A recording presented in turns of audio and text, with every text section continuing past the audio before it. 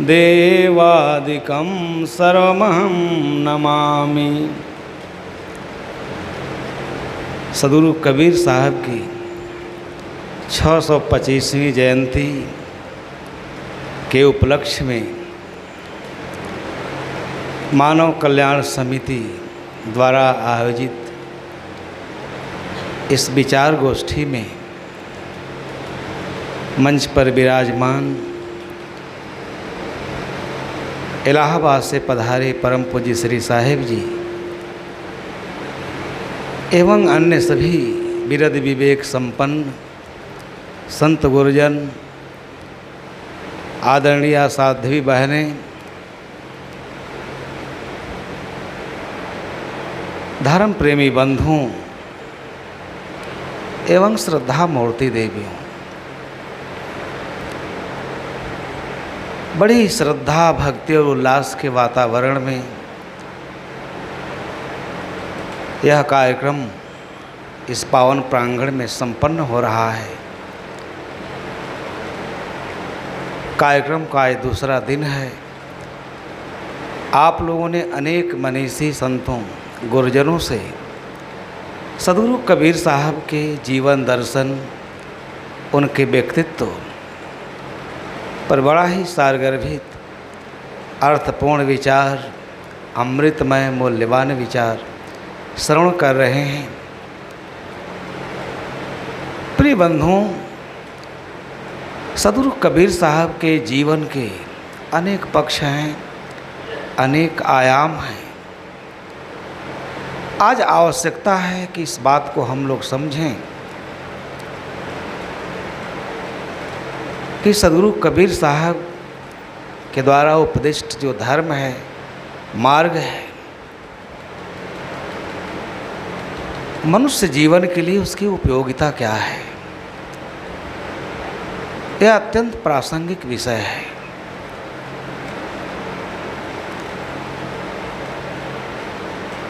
सदगुरु कबीर साहब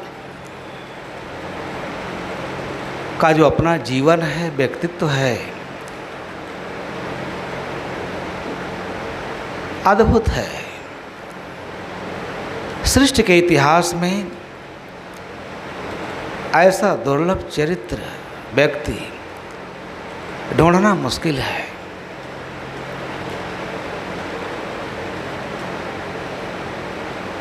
सदगुरु कबीर साहब ने समाज को, व्यक्ति को, धर्म को, संस्कृति को, सामाजिक व्यवस्था को अपने चिंतन का आधार बनाया। बड़ा गहन गंभीर चिंतन है।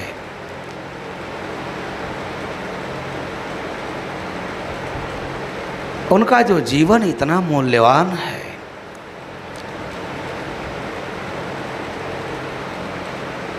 आज के इस पढ़े लिखे समाज, एकेडमिक लोगों के बीच में जब उनका चिंतन जाता है, उनका माथा खनक जाता है, बुद्धि विचलित हो उठती है। इतने सारे उनके जीवन के बारे में विचार हैं।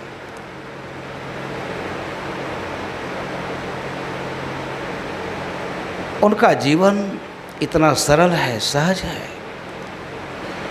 कभी आप कल्पना करते हैं कि समाज के अंतिम व्यक्ति के यहाँ जिसका पालन पोषण हुआ, उन्हें जुलाहा कहते हैं। उस काल में जुलाहे की क्या हैसियत थी? अछूत, बिल्कुल निम्न। वहाँ रह करके उस परिवार में पले बढ़े, कितनी ऊंचाई को छुआ।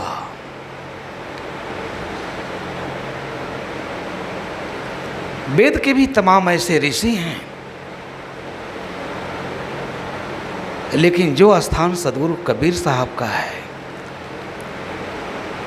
उनका अंतःस्थल मानव की प्रतिष्ठा के लिए, मनुष्य की प्रतिष्ठा के लिए व्याकुल है।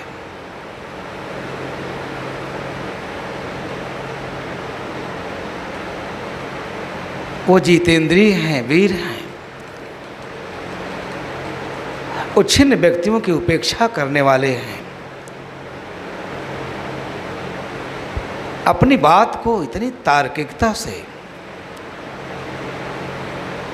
कहते हैं कि विद्वान भी नतमस्तक हो जाता है। ऐसा लग रहा है कि सदगुरु कबीर साहब कुछ नूतन कह रहे हैं, नवीन कह रहे हैं, मूल्यवान कह रहे हैं। उसकी उपयोगिता को सब स्वीकार करते हैं। और उनका नाम कबीर अरबी भाषा का शब्द है, आप सभी लोग जानते हैं। उसका अर्थ होता है ईश्वर या महान। उनका महान नाम कैसे पड़ा?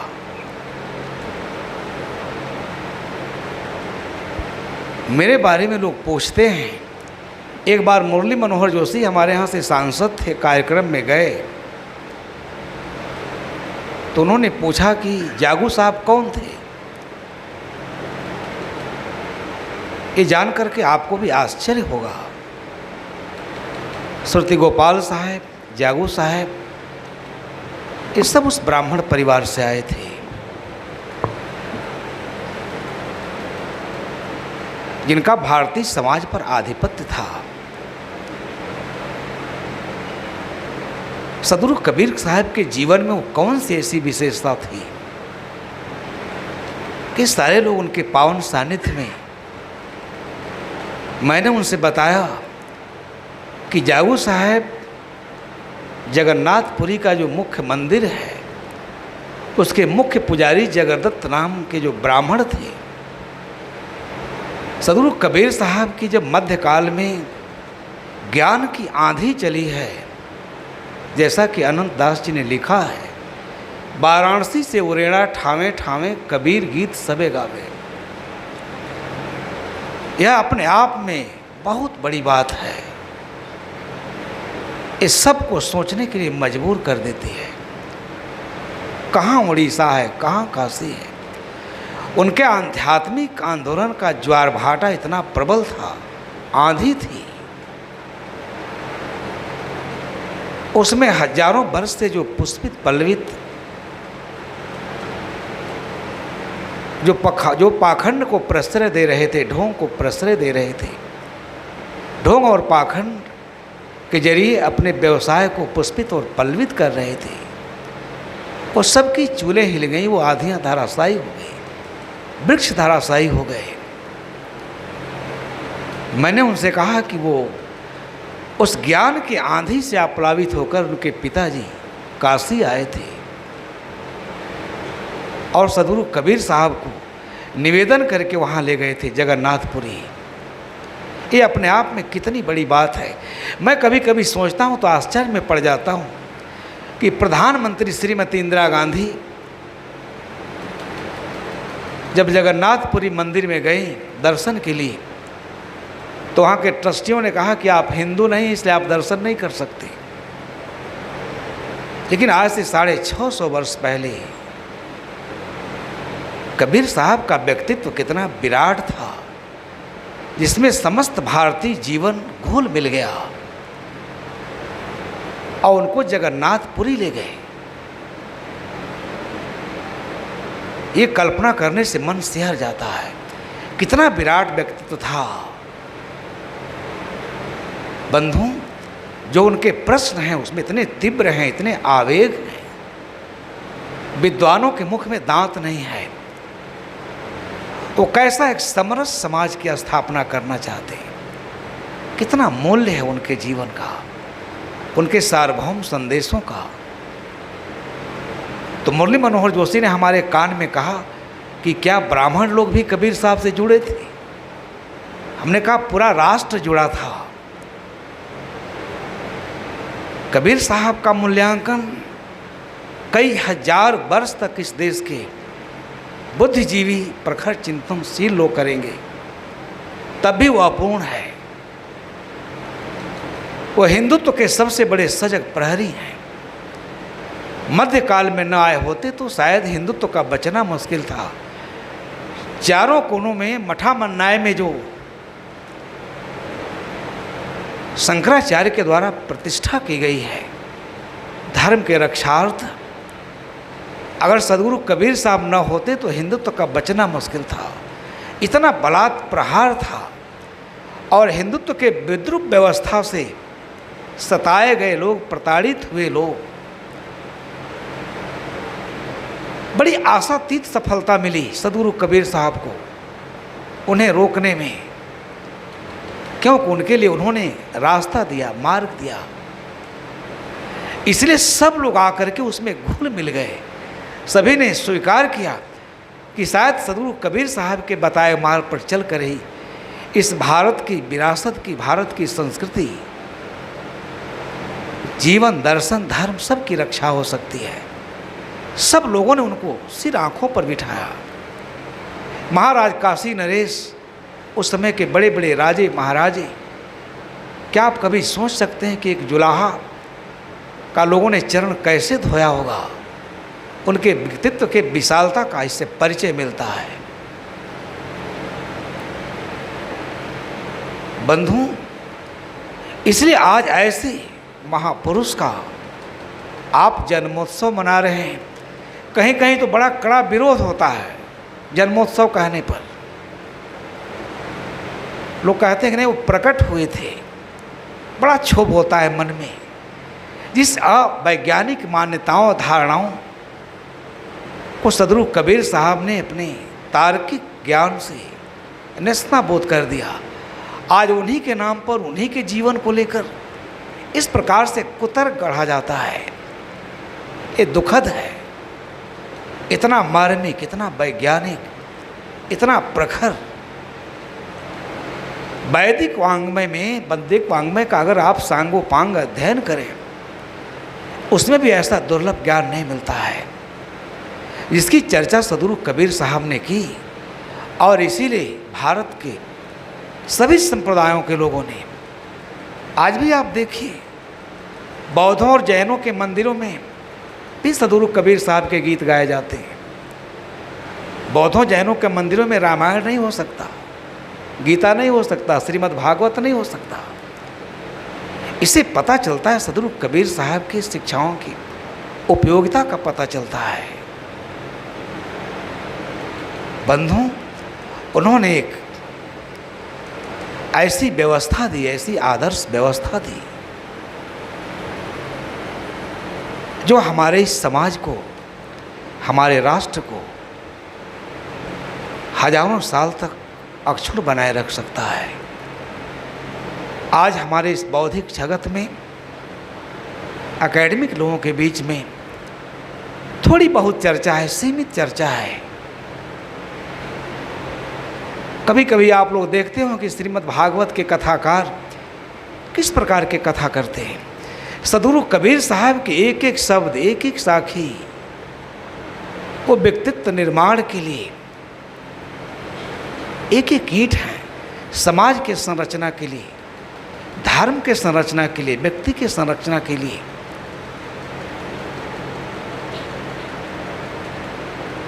सदगुरु कबीर साहब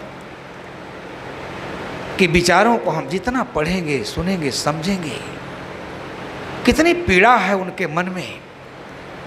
जब मैं बात बताया तो मुरली मनोहर जोशी हतप्रभ हो गए, क्योंकि पहले वो आना नहीं चाह रहे थे कबीर मठ में। डॉक्टर साहब लाए।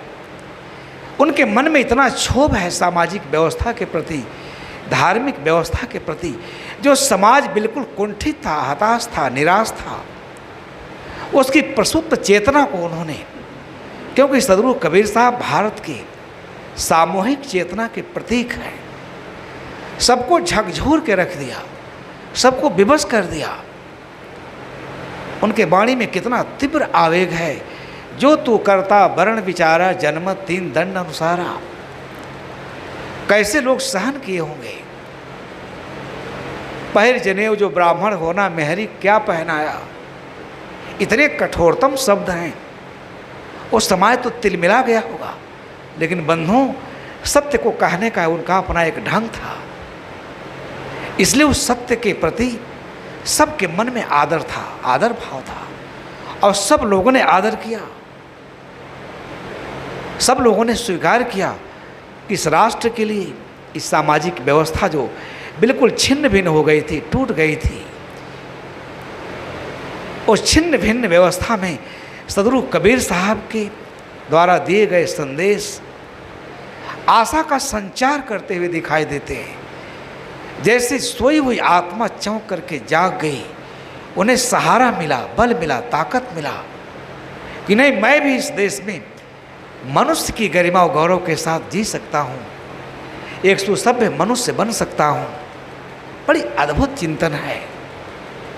जो तू करता वर्ण विचारा, जन्म तीन दंड अनुसारा। अगर आप स्वयंभू हैं, क्योंकि उनके मन में इतना क्षोभ था, पीड़ा था, इतनी वेदना थी। सदगुरु कबीर साहब का जो सामाजिक चिंतन है, जो सामाजिक आंदोलन है, उन्होंने महसूस किया कि अगर समाज को हम ठीक नहीं करेंगे, समाज जिन बीमारियों से ग्रसित है, रुग्ण है, इसलिए उनके औषधि की खोज की कि पहले समाज को स्वस्थ बनाओ। इसमें छुआछूत, नीच ऊंच, एक दूसरे के प्रति इतना घृणा है, वैमनस्य है, मानवीय मूल्यों का इतना प्रतिकार है। इसे सामाजिक व्यवस्था पर उन्होंने बहुत जोर दिया। पूछा कि आप श्रेष्ठ कैसे हो गए? कान में जनेऊ पहन करके। अगर आप पैदा हुए स्वयंभू श्रेष्ठ थे तो आपको जिस तरह से सारी सृष्टि पैदा होती है उस तरह से नहीं आना चाहिए। आप किसी दूसरे तरीके से आए होते तो आपकी श्रेष्ठता स्वीकार कर लिए होते। ये प्रश्न ऐसे भारतीय आत्मा को झकझोर देते हैं।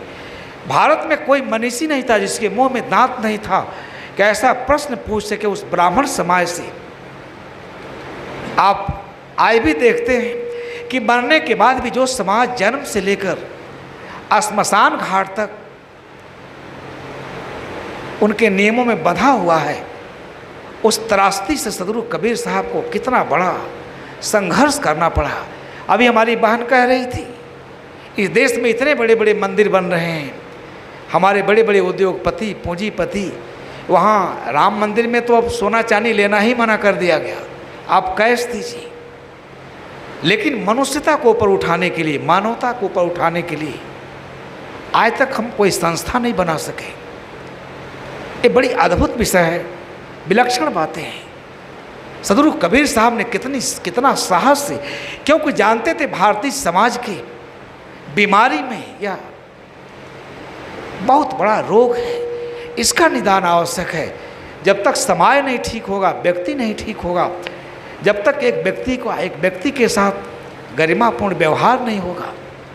मैं एक दिन अंबेडकर का जीवन पढ़ रहा था कि अंबेडकर को इतना बड़ा संघर्ष करने की प्रेरणा कहाँ से मिली।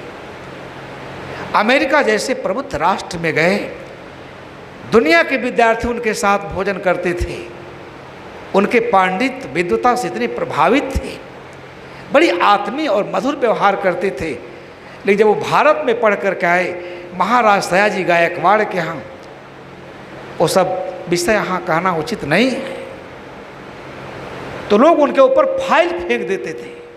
फाइल, कितने हम नीचे गिरे हुए थे। सदगुरु कबीर साहब का बहुत बड़ा ऋण है। और इस देश समाज को सबको कैसे हम बचा सकते हैं, कैसे सुरक्षित रख सकते हैं, कैसे हमारी धार्मिक संस्थाएं, धर्म का कोई अर्थ नहीं है। धर्म का इतना ही अर्थ है कि वो चरित्र और व्यक्तित्व का निर्माण करें। लेकिन हमारे यहाँ की धार्मिक संस्थाएं व्यक्ति के चरित्र और सारी धार्मिक संस्थाओं को इतना रुग्ण बना देती। आदमी को इतना थोथा आश्वासन दे दिया गया था। इससे सदगुरु कबीर साहब की आत्मा जल उठी। मरने के बाद भी मुक्ति नहीं है। अभी कल बैठा था, गोरखपुर से एक फोन आया, एक संत हैं, उनके धर्मपत्नी का निधन हो गया था। तो उन्होंने कहा, साहब क्या करें, बच्चे मानते नहीं हैं, सब कहते हैं कि नहीं बाछी, आप क्या पता समझते नहीं मेरी बात, मरने के बाद बाछी छुआते हैं, मेरी कोई नहीं सुन रहा है। हमने कहा नहीं कोई सुनेगा, आपको दृढ़ निर्णय लेना पड़ेगा, हमको अपने जीवन में कठोर होना पड़ेगा। तब हम शायद कबीर साहब को समझ सकेंगे। बंधुओं, थोड़ा सा विचार मैंने आपके सामने रखा, एक निवेदन किया। आप सभी लोग, वह एक मोमेंट है, वह केवल दर्शन नहीं है, ज्ञान नहीं है, उनके व्यक्तित्व में बहुत बड़ा संबल है इस समाज के लिए, इस राष्ट्र के लिए, इस धार्मिक परंपरा के लिए, इस राष्ट्र की चेतना के लिए। आप सब लोग सदगुरु कबीर साहब को पढ़ें। कितनी साहस से कहा, जो तू करता वर्ण विचारा, जन्म तीन दंड अनुसारा। क्योंकि मुक्ति का ठेकेदार वह है, स्वर्ग का ठेकेदार वह है। यहाँ कर्म धर्म का कोई मतलब नहीं। जब तक उसकी कृपा नहीं होगी आप स्वर्ग नहीं जा सकते। इसलिए जो सदगुरु कबीर साहब आगे साहेब जी का अमृतमय संदेश हम लोग सुनेंगे, बहुत ही सुंदर, सारगर्भित, अर्थपूर्ण चिंतन है। आप सभी लोग उसको हर प्रकार से पढ़ें, मनन करें और हृदय में आत्मसात करके समाज निर्माण में अपनी महती भूमिका का निर्वहन करें। इन्हीं शुभकामनाओं के साथ मैं अपने विचारों को ही विराम देता हूँ।